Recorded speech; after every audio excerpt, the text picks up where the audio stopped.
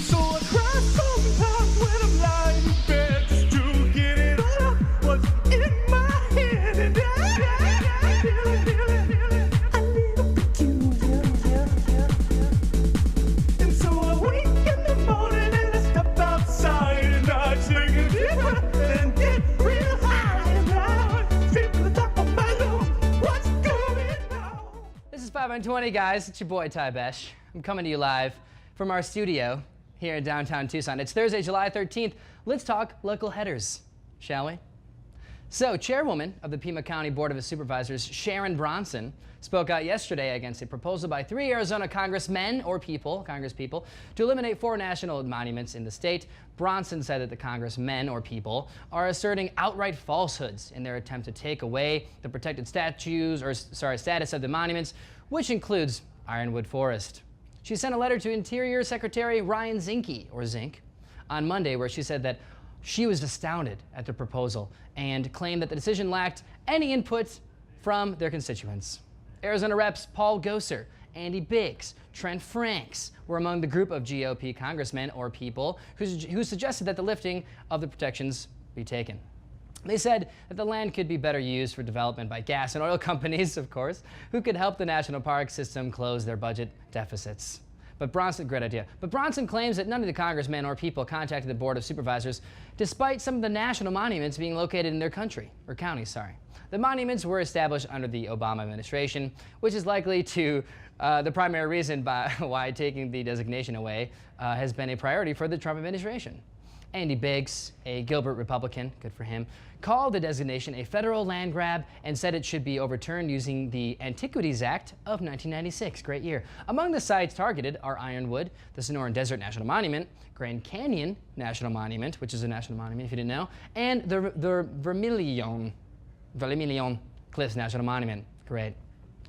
Arizona Representative Ruben Gallego is criticizing a removal of language in the defense budget that would have barred Pentagon funds to be used for the big, beautiful border wall, which is still a thing. On Tuesday, the House voted in favor of a self-executing, end quote, rule that took out the language.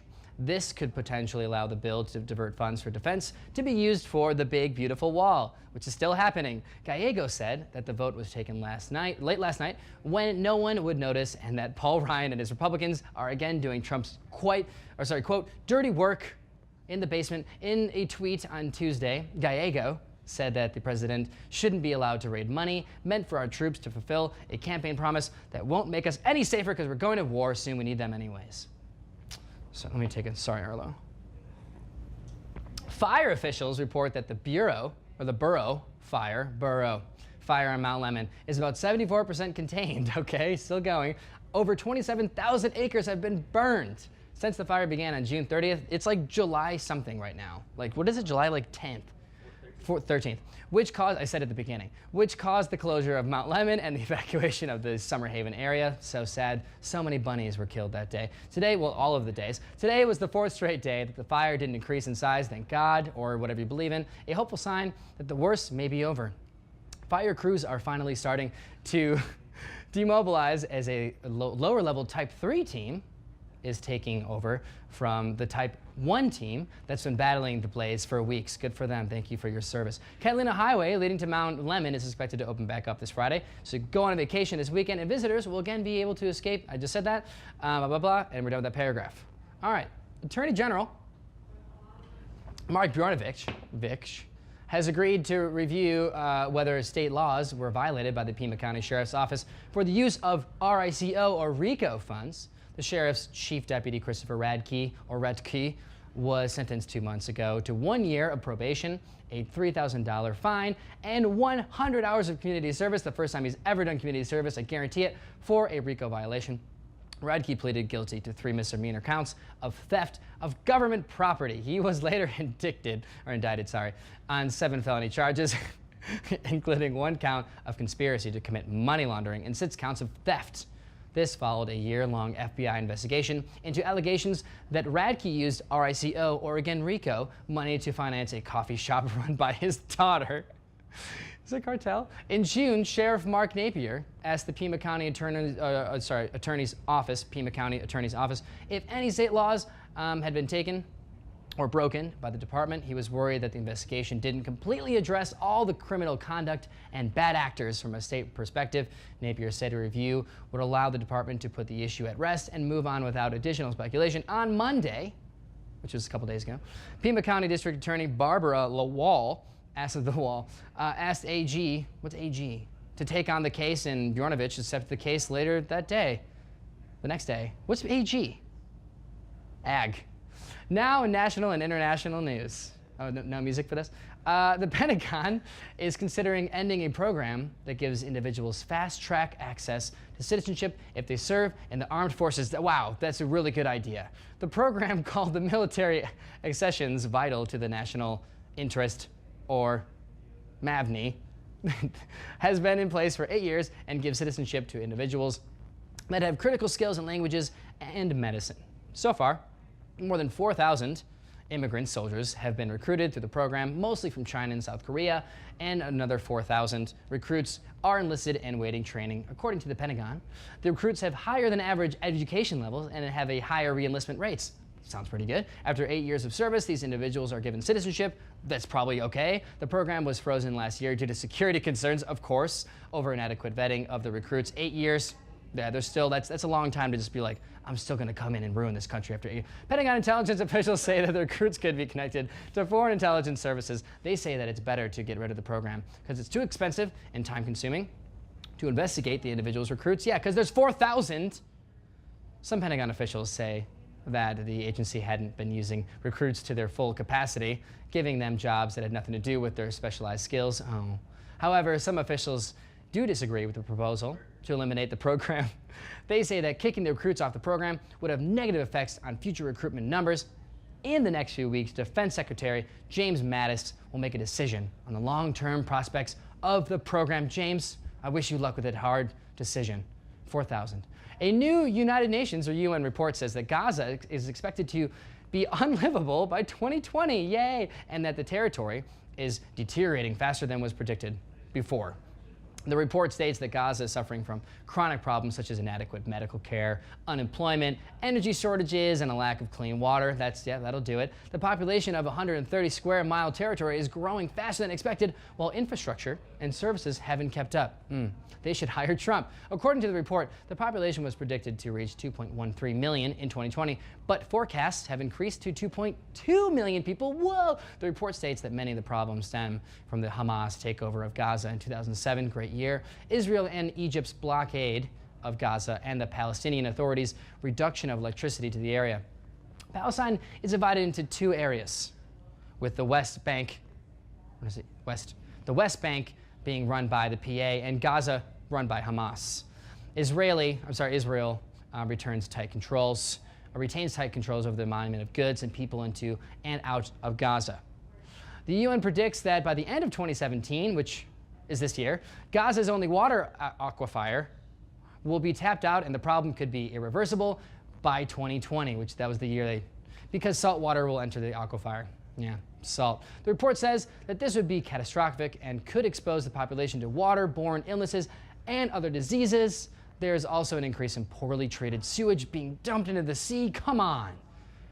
Nemo, which is now equal to about 43 Olympic-sized swimming pools. That's very large, if you don't get an idea. This is expected to increase by 10% by 2020. There's that year again, which the report states could cause significant environmental consequences. The UN is requesting that treatment facilities be built to address the crisis. However, Israel continues to limit reports on many of the materials needed for construction because they say that it can be used for weaponry. Wow. They must be talking to Trump, because nothing is more frightening than a madman wielding a solar power pump with water. Former Brazilian President Luiz Inácio Lula da Silva was sentenced to nearly 10 years in prison for corruption and money laundering charges. In the meantime, Lula, also, as he's known, will remain free pending on appeal. Anyways, sorry. His supporters are denouncing the sentence as political persecution. Lula was once one of the most popular political leaders in the world, believe it or not, as he advanced Brazilian society with his socialist-leaning government. Literacy rates rose along with the middle class during his tenure, but his later years were clouded with allegations of corruption, which led to his resignation. Lula chose Dilma Rousseff to take over the presidency, but she was impeached last year for breaking budget rules as part of a complicated corruption scandal, again involving Petrobras, the state-run oil company. Surprising. This corruption case also caught up Lula, who Judge Sergio Moro said participated in the graft. He ruled that Lula ordered billions paid to middlemen, executives, and politicians in exchange for big contracts. He still faces 4, there's that number again, more trials for corruption, which his lawyers say are intended to keep him from returning to politics. Lula was planning a political comeback after the current president, Michael Temer, was hit with similar allegations of corruption. Temer was caught on tape talking about kickback schemes involving a meatpacking. I don't know what this means. He is facing corruption charges that could see him tried by the country's Supreme Court if 2/3 of Brazil's lower houses agree. In a vote taking place this week right now, despite the evidence of corruption and historically low 7% approval numbers, Brazilians seem to be in no hurry to get rid of Temer. This is because he would likely be replaced by someone just as corrupt as him or Trump. All right, so let's talk about Google for a second. Google dodged a $1.27 billion tax bill yesterday in a French court, which could have significant effects on how multinational corporation tax liabilities. The court handed Google's parent company, Alphabet, that's real, a victory, stating that the company is not responsible for back taxes dating back from 2005 to 2010. The French tax administration argued that Google had to pay taxes because the company sell a service for placing online ads to clients in France. This was done through a Google subsidiary headquartered in Ireland, which they all are if you didn't know. Helps them with the legal stuff, which is used for their low tax rate. However, there you go. However, the court said that the company doesn't have a permanent establishment in France and doesn't have the resources to carry out the advertising services on their own. Wow, that's very nice of them. The decision is important because other corporations such as Apple and Amazon, who just bought Whole Foods, are watching to see what they might owe in back taxes. They're kind of scared, I'm assuming, because their CEOs make all the money. Now that Google was left off the hook, this opens up a scenario where these corporations can set up shop in low-tax countries such as Ireland while providing services in countries such as France without paying taxes. Yay! Earlier this month, the European Parliament passed rules that try to prevent corporations from using this strategy by forcing to give detailed information on where profits are made and to show employment numbers to prove that they are not running shell companies. And it's assumed that these corporations found loopholes around the rules before the ink was even dry. Good one, Joel. Meanwhile, Google switched their slogan from "Don't be evil" to "Tax loopholes aren't evil." Republicans released an amended version of their replacement plan for the Affordable Care Act, or ACA, better known as Obamacare. The bill was restructured after several key Republicans refused to support the legislation, as you know, either because it wasn't conservative enough or because it was too conservative. Like a political Goldilocks situation. This new legislation makes some significant changes, such as keeping 2 taxes that target high-income earners, with the previous bill had cut. Also contains $45 billion to go towards fighting the opiate epidemic, which we just talked about before. As you might know, on 5 and 20, a key sticking point for representatives of states like West Virginia, or us, who have been hit particularly hard by the opiate problem.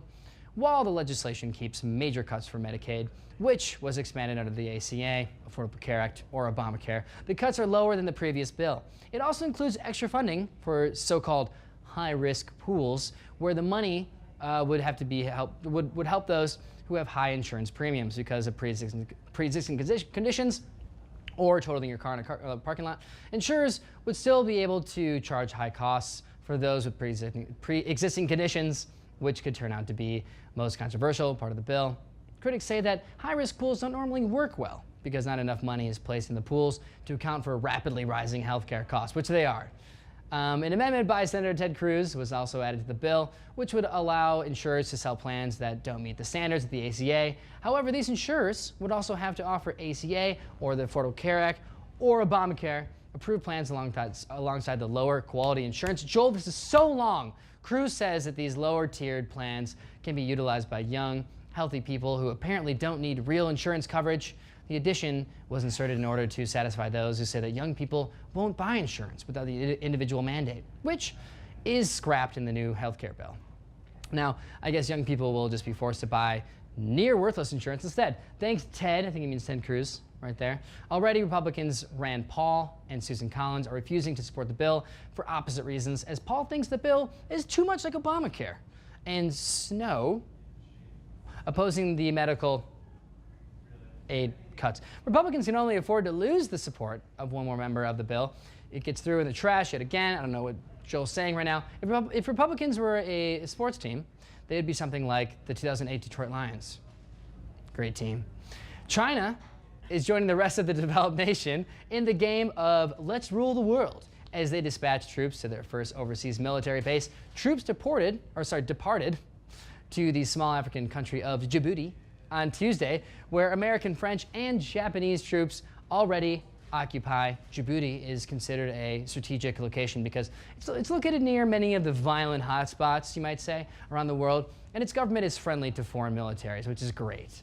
China's foreign ministry said that the base is intended to assist China's contribution to peace and stability in Africa and worldwide. So nice of them. This includes supporting anti-piracy efforts in the region. What?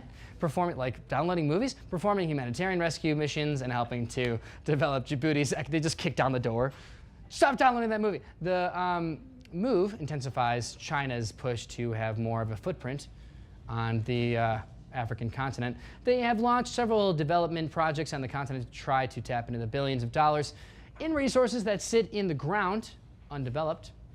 Last year, China announced a program called One Belt, One Road, which will provide billions of dollars to develop what they call a new Silk Road, in quotes. The first phase of the plan was a transcontinental train system that links China with Europe. That sounds like a great idea, which opened in London earlier this year. Yay! So basically, China is doing the opposite of everything that Trump is doing with his administration right now. Well, it was good at the top while it lasted, wasn't it, America?